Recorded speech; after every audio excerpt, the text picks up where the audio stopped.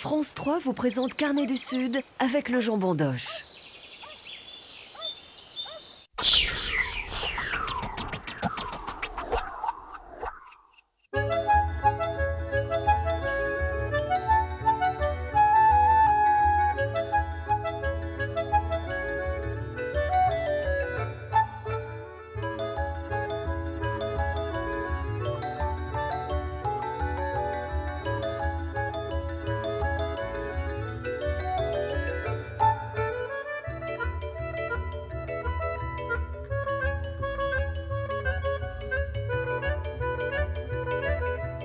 Bonjour à tous. Aujourd'hui, invitation à prendre le pont du Diable pour se rendre à Saint-Jean-de-Fosse, village héraultais connu pour ses céramiques et sa très bonne table, celle de Calixte Race, que j'ai le plaisir d'accueillir aujourd'hui. Bonjour Calixte. Bonjour. Alors moi, ce qui m'a étonné chez vous, c'est cette passion immodérée pour ce pays. Ah, Saint-Jean-de-Fosse, c'est un village qu'on s'aperçoit qu'on y est bien lorsqu'on en est trop éloigné. Ah, vous avez dû partir à un moment donné dans Voilà. le cadre de votre vie professionnelle? Tout à fait, j'ai eu la chance d'y revenir pour y retravailler et également faire mon restaurant. Alors c'est vrai que dans ce décor, on a ce fameux pont du Diable, à l'entrée des gorges de l'Hérault.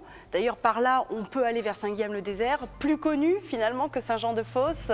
C'est ce qui est un peu dommage, parce que si vous regardez ces images là du pont du Diable, avec ses gorges, on a également la grotte Clamouze qui est pas loin, d'ailleurs on y voit les chutes. Et c'est là que les Montpelliérains adorent venir se baigner. Voilà, et comme nous, quand on était petits, on se régalait d'y aller tout l'été. Et après, bon... Dans le décor, on a forcément la vigne et les oliviers. Les oliviers, oui, on a la chance également d'avoir beaucoup d'oliviers.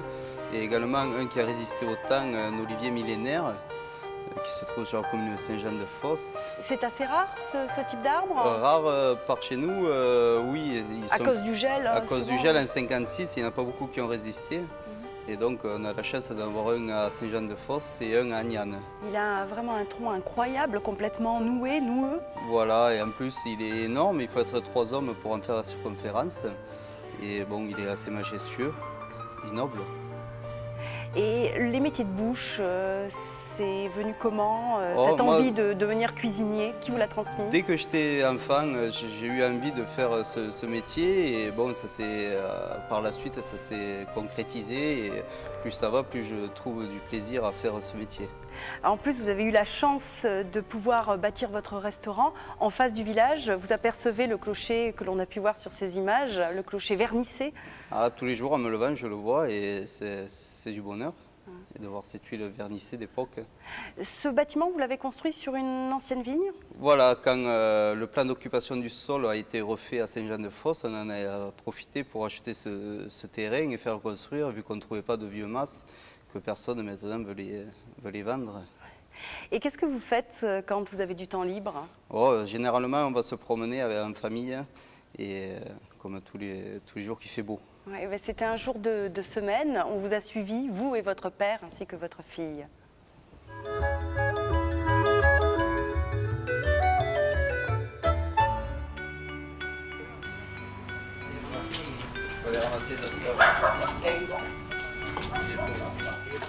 Je suis né à Saint-Jean-de-Fosse, comme mon père et mon grand-père, également mon arrière-grand-père qui avait le moulin à huile à Saint-Jean-de-Fosse.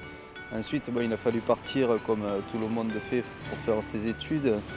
Je te montrer le puits, Anna.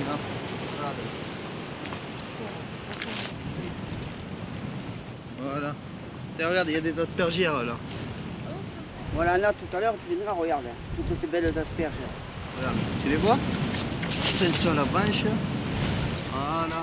Allez, attention à tes doigts, pas te faire mal. Voilà. Ah, c'est bien. Et de toute façon, toi tu les manges toujours en omelette, tes asperges. Ah, mais moi, je les préfère en omelette, et toi, comment tu les préfères? Ouais, mais chaque fois tu manges toujours pareil, alors il faut changer, moi je préfère un vinaigre.